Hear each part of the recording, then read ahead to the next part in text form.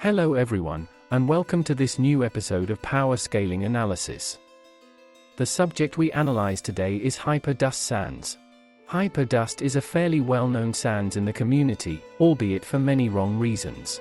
By some, hyperdust is imagined as mighty, legendary, and epic sands. But the reality is a little different.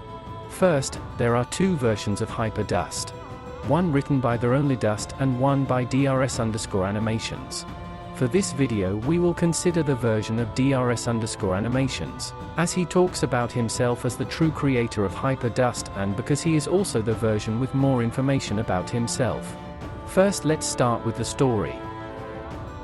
After countless battles between the human, Friskichara, and Dust Sands, resulting every time in the defeat of Sands, the human ended up earning an immense amount of power.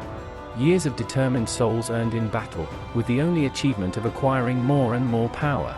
Until, during one of the usual resets, something happened. Sands was somehow able to remember every event of the previous timelines, since the human fell into the underground for the first time.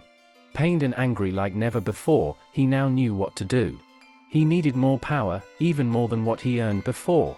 He took his time, before the human fall into the underground. He started to kill every monster that he could find in the killing rampage of the previous timelines. Some of them were able to escape, but now he had plenty of time to look into every corner of the underground and not to leave any survivor. He killed so many that he was able to break the limit of LV20, the first being to ever reach LV21, and going even further beyond, gaining new strong abilities and incredible raw power with each level he increased. By the time the human arrived, the underground now was nothing but a place filled with destruction and dust. After 10,963 genocide routes, the human could feel that something was different, especially that there weren't monsters to kill. The underground was a complete desert, and while going to the last corridor, some paths were blocked. Cause of the destruction all around the underground, some were not, others were also leading to something new. Once he arrived to the last corridor, Sands was empty there, so the human went to check the barrier. It was still there. Also, the souls that Asgore collected were empty there anymore. Strangely, it was night and the human decided to go back, and once arrived in the last corridor, finally, a familiar face. It was him. Sands was now ready to fight again. But he was way different than last time. Sands was LV98 and the human just LV1.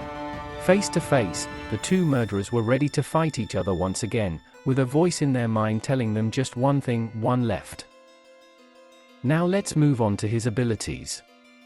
Purple ambient hyperdust generates a purple fire from his eye of him, so strong to create an entire burning fog field within miles.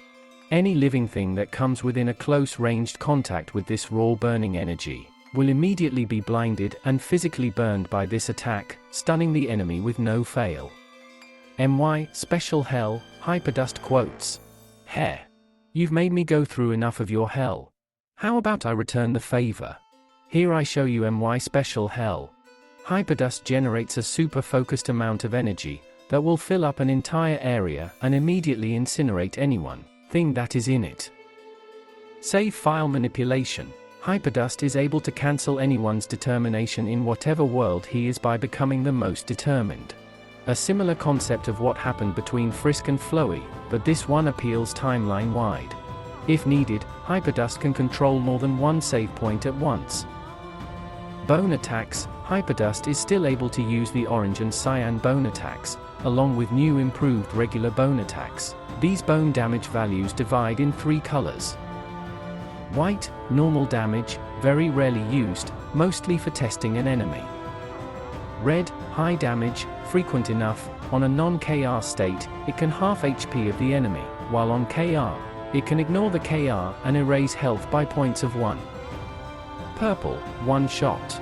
This attack can instantly set anyone's health to 0 if it hits.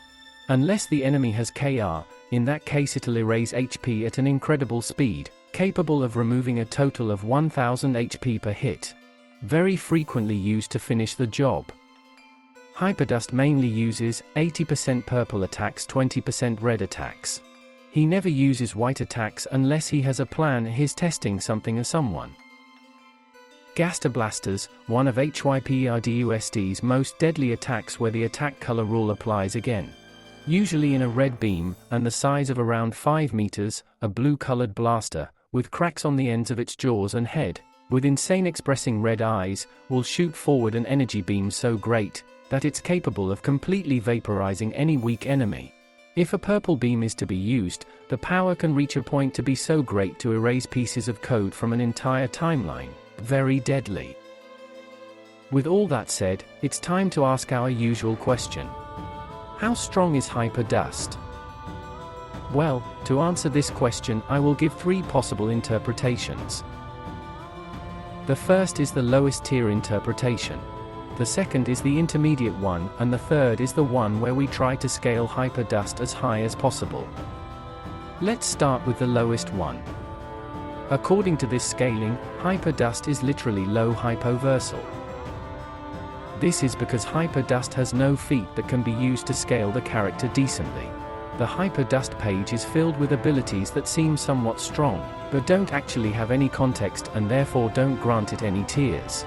This means that hyperdust is bottom of the barrel in terms of power, making him the weakest Sans ever. The second interpretation starts from the original Murder Sans, assuming that hyperdust is a direct variation of it, and that it shares its stats. Which would mean that hyperdust is maxed out building level with unknown speed. The third interpretation is the most inaccurate. It is based on vague claims that hyperdust can erase timelines to scale it to low multiversal. But why is it so inaccurate? You see, there is no information on how AU is destroyed by hyperdust, although the page seems to indicate that it is done by code manipulation. Also, even if that were the case, that would just be hacks, who don't scale character higher. So, how strong is hyperdust? In this series we have seen many beautiful characters that were overrated in terms of scaling, but this case is different. Hyperdust is a badly made, lazy and unoriginal character, just thrown in to be strong without any commitment. For this reason, I follow the first interpretation of hyperdust, as do many of my fellow editors. That said, it's up to you to decide which interpretation of hyperdust you find most logical. Thank you all for your attention, and see you in a next video.